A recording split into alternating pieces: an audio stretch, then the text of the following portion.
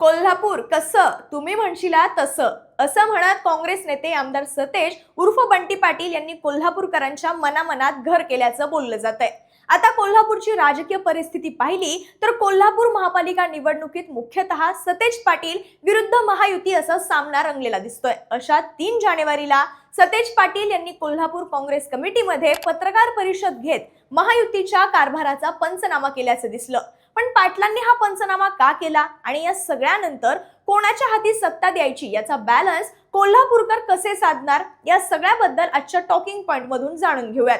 नमस्कार, मी शीतल आणि तुम्ही पाहताय द पॉलिटिक्स।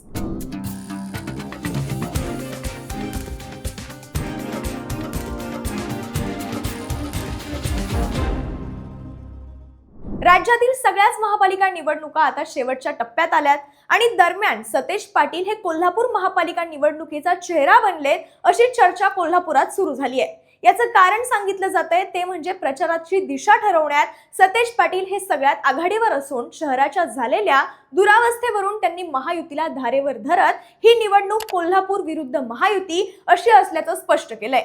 एकीकडे महायुतीने ट्रिपल इंजिन सरकारचा मुद्दा मांडला असला तरी सतेज पाटील यांनी मांडलेले मुद्दे हे अधिक प्रभावी ठरताना दिसतात आणि शहराच्या हक्काचा माणूस सत्तेत असावा ही भावना सतेज पाटील यांनी जनतेमध्ये यशस्वीपणे रुजवली देखील आहे।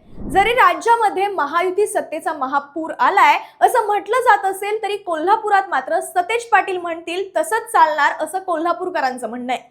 त्याचं कारण सांगितलं जातंय ते म्हणजे सतेज पाटलांचा ग्रासरूट कनेक्ट। त्यात मॉर्निंग वॉकला जाऊन थेट लोकांशी संवाद साधणं असो किंवा जेनझी म्हणजे नव्या पिढीशी संवाद साधताना त्यांच्या अपेक्षा समजून घेणं असो, सतेज पाटील नेहमीच अवेलेबल राहण्यावर भर देतात। यामध्ये त्यांनी केवळ आश्वासनं दिली नाहीत तर लोकांशी संवाद साधताना त्यांच्या प्रश्नांना अभ्यासपूर्वक उत्तरं दिल्याचंही इथले नागरिक सांगतात। त्यामुळे साहजिकच एक अभ्यासू नेतृत्व आणि कायम जनतेसाठी अवेलेबल असणारा माणूस अशी सतेज पाटलांची प्रतिमा आता तयार झाली आहे। कोल्हापूरच्या विकासाचा जाहीरनामा तयार करताना त्यांनी लोकांच्या अपेक्षांचं प्रतिबिंब त्यात उमटेल याची काळजी घेतली। हे त्यांच्या प्रगल्भ राजकारणाचं लक्षण आहे असं देखील बोललं जातंय। गेल्या 3 वर्षांपासून इतर महापालिकांप्रमाणेच कोल्हापूर महापालिकेवर प्रशासक राज आहे। या काळात झालेल्या कामांचा सतेज पाटील यांनी पुराव्यांसह पंचनामा केला। सतेज पाटील यांनी पत्रकार परिषदेत भ्रष्ट कारभाराची पोलखोल करणारी एक प्रकारची फाईलच समोर मांडली। सतेज पाटलांचा मुख्य आरोप असा होता की नगरोत्थान योजनेअंतर्गत 100 कोटींच्या रस्त्यांमधील एकही रस्ता हा पूर्ण झालेला नाही, पण मुख्यमंत्री किंवा उपमुख्यमंत्री येणार असतील तर मात्र एका रात्रीत रस्ते तयार होतात असा आरोप करत गेल्या 3 वर्षात कोल्हापूरकरांना काय दिलं हा सवालही त्यांनी महायुतीला विचारला।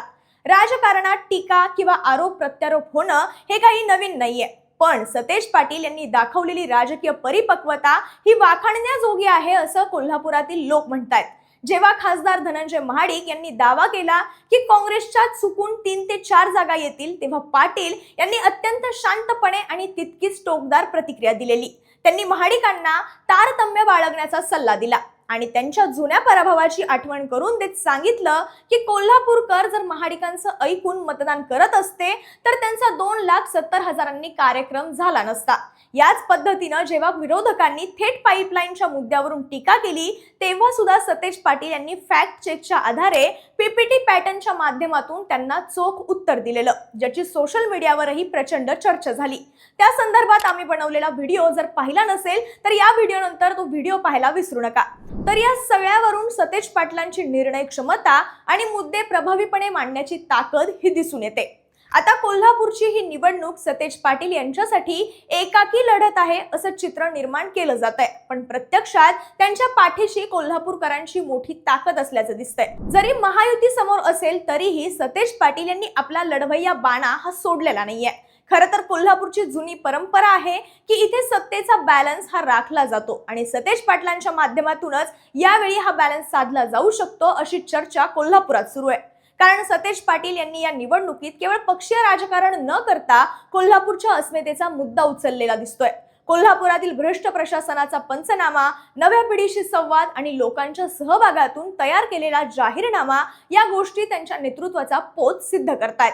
त्यामुळे कोल्हापूरच्या विकासासाठी आणि शहराच्या हितासाठी एक खंबीर आणि स्थानिक नेतृत्व किती महत्त्वाचं असतं हे सतेज पाटील यांच्या भूमिकेतून स्पष्ट होतंय। त्यामुळे महायुतीने या निवडणुकीत यंत्रणा आणि शक्ती पणाला लावली असली तरी सतेज पाटील यांच्याबद्दल लोकांच्या मनात असलेली आपुलकी, सहानुभूती आणि त्यांनी केलेलं काम याचं रूपांतर मतात होईल असं बोललं जात आहे। पण तुम्हाला काय वाटतं, कोल्हापूरकर कोणाला खटक्यावर बोट जागेवर पलटी करतील? कमेंट बॉक्स मध्ये व्यक्त व्हा आणि द पॉलिटिक्सला सबस्क्राइब करायला विसरू नका।